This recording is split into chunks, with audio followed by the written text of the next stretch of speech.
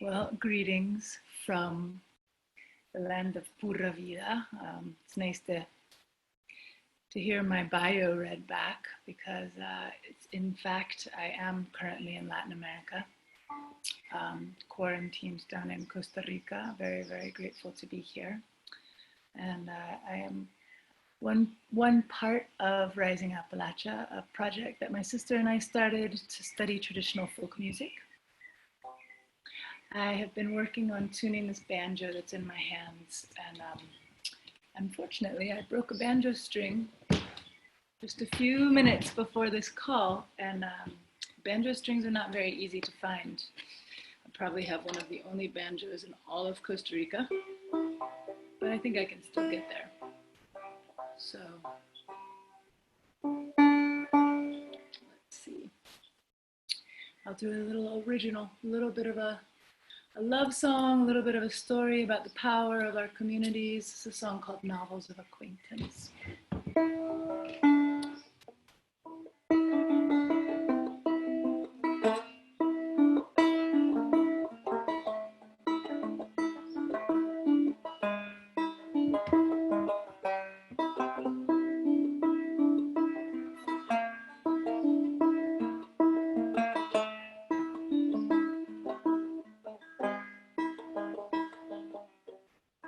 Met you over mountains, banjo riffs and fiddle tunes. Sugar River, Stair Creek first, once now, twice now, every weekend. The name, beloved friend, bits of tender reel me in. Tip the cup and pour the rubies, wild laughter, lust and beauty. Find to me with patience. I'll write you novels of acquaintance. Yeah, find to me with patience. I'll write you novels of acquaintance.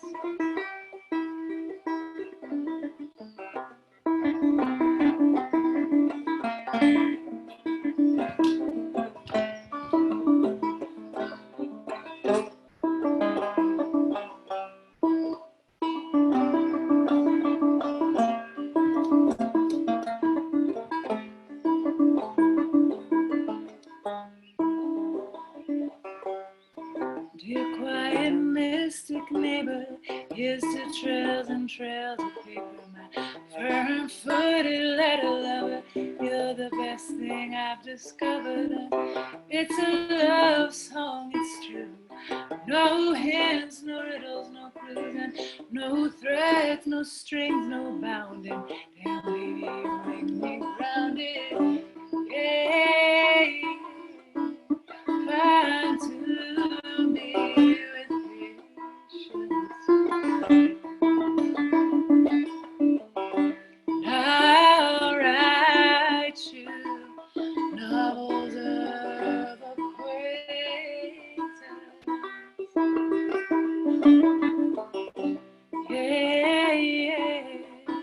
Find to me with patience. I'll write you novels of acquaintance. I'd never be here without all your hands rejoice and shouting. You who came sick and weary, step into the clearing. Let this be a moment healing. I see you picture perfect.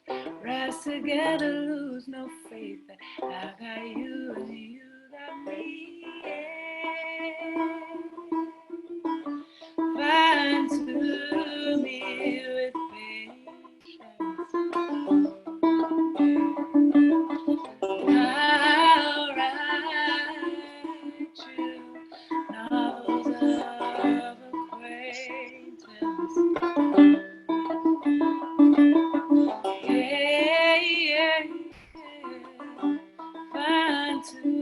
me with patience.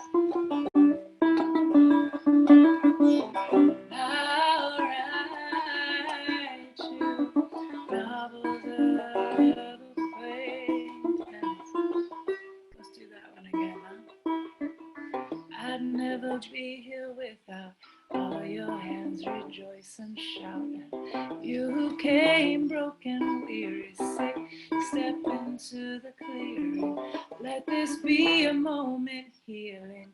I see you picture perfect. Rise together, lose no faith that I've got you and you've got me. Yeah, yeah. Find to me with patience. I'll write you novels of acquaintance. Yeah, yeah. Find to me with patience. I'll write you novels of acquaintance.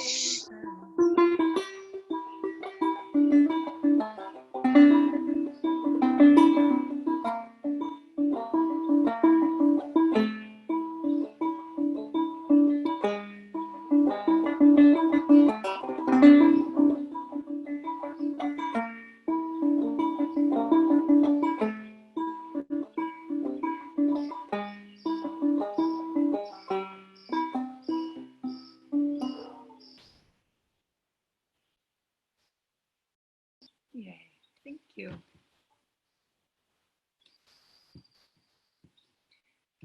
Thank you so much. Absolutely beautiful. And I know we have some questions to ask and also some songs that you want to share, but we're wondering if you could talk a little bit about the role of creativity and the creative process, especially in moments like these where we're deeply alone, or where we're deeply ill or deeply challenged.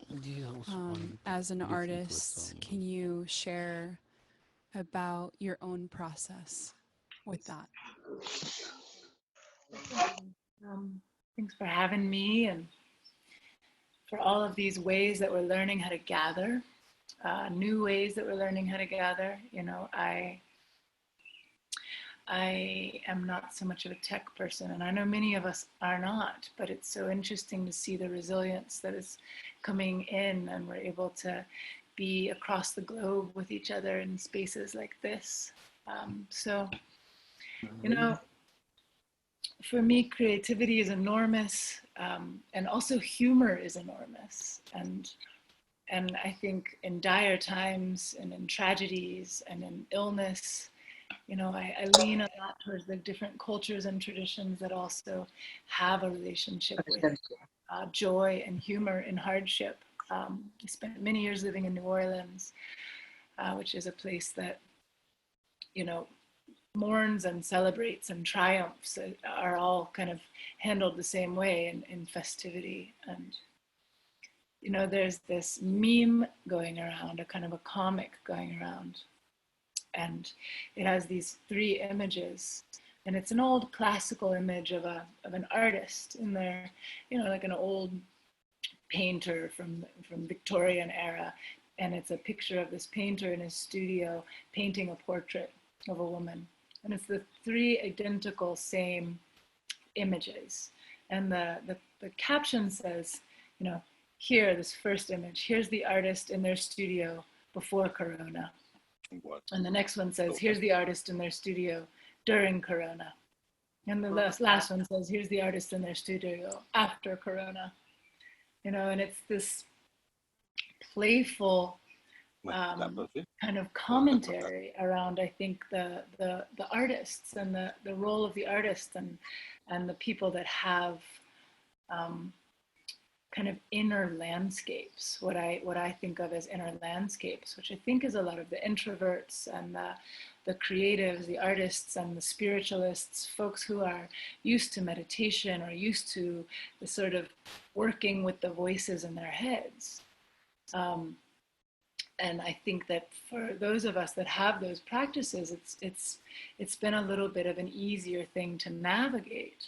And for those of us that don't, that don't have those practices, this can be a very, very challenging time. The loneliness and the isolation is very real. But I also think that it is a time to dig deeply into self-reflection, into mindfulness, and into your own inner landscape. And I really evoke to remind all of us that we have an immense inner landscape. It is an immense, immense, vast wellspring of ideas, of creativity, of restfulness, of peace, of company, companionship, And I think despite all of the immense devastation that is coming from this, there's also this great slowing down and this pause that invites all of us to learn that inner landscape a little bit better. And that can be scary, but I think that can also bring our entire human population to a place that is a little softer and a little gentler and a little bit more rooted and grounded in who we are. So I evoke that in all of us to become friends with our ghosts and become friends with our own inner landscape, our voices, our original voice. So coming off of that reflection, that we are given this moment to slow down, and maybe understanding too, a lot of people can't hear those voices because they've been going so fast for so long that they just got silenced. Are there practices that help you as an artist that are very simple because they've become so deeply ingrained in your daily rituals, but for someone at home who's spending time alone for the first time in a long time, that maybe would help them to learn how to listen more deeply, that you can share about? Yeah. Thank you for the question. There's a beautiful quote that says, "Don't let perfection become the enemy of the good." And I've always really leaned into that quote around our relationship with new tools and new practices. And I think if that's something that's very alien to you or very different or very new for you, even a simple practice, sitting for 5, 10, 15 minutes, counting your breath, if you're able to, and you're in a place where you can take a walk, even a short walk, but also the practice of recentering back into your own breathing. People can practice that from the tiniest closet, many, many, many stories up, is you just sit quietly and you center back into your own breath, and you encourage the thoughts that are coming and the thoughts that are going to move like the ocean. And that's a practice that I come back to, that I'm sure many of us come back to, which is just that your breath is your original instrument. It's your body is your original vessel. This is your original tools. And if you can, and just simply sit in a quiet space. And if you have family close by, ask that you're given a little bit of time to continue to circle back to your breath. You need very little tools than that.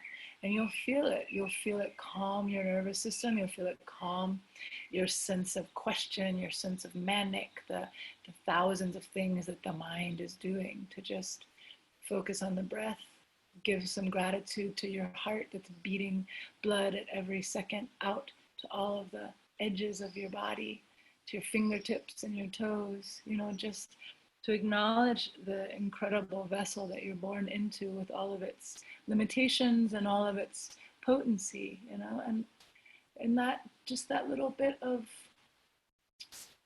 honoring, I think, and mindfulness each day can bring tremendous ease for me and tremendous sense of just like returning to the present moment. And that is what we are all being asked to do. Thank you so much for that insight.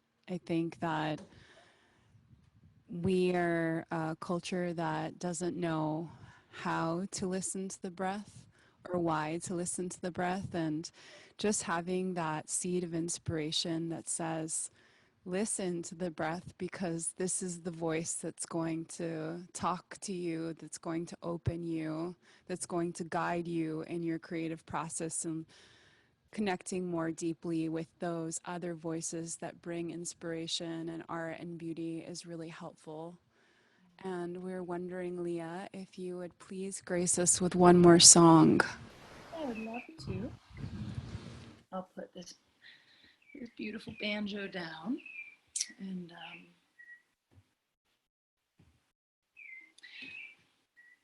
I'll do a little piece of a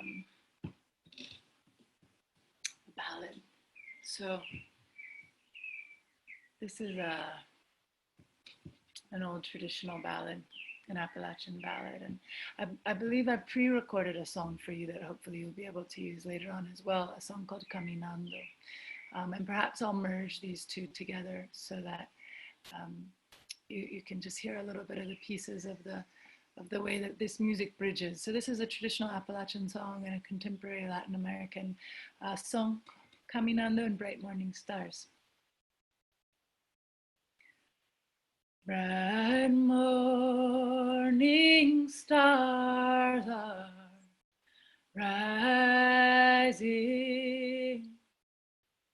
Bright morning stars are rising. Bright morning stars are rising. Day is breaking in my soul. Oh, where are our dear mothers? Oh, where are our dear mothers? They've gone to the valley singing. Day is a breaking in my soul. Caminando, caminando, vamos caminando hacia el sol. Caminando, caminando, vamos caminando hacia la unidad. Y a mí me gusta cantar, a mí me gusta caminar, a mí me gusta cantar, que el camino lo vas haciendo a caminar. Ya no más desnutrición, queremos liberación. No al egoísmo, no a la guerra para vivir la vida plena. Ay, caminando, caminando, vamos caminando hacia el sol. Caminando, caminando, vamos caminando hacia la unidad. La unidad.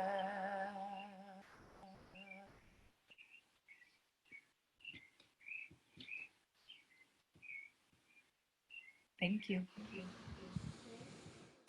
Thank you so much, Leah.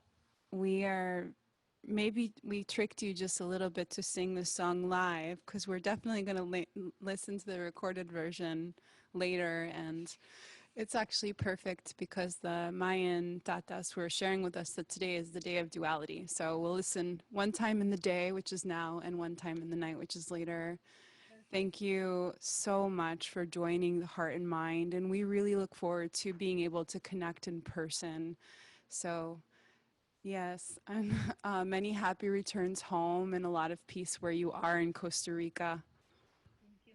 Thank you very much. Thank you.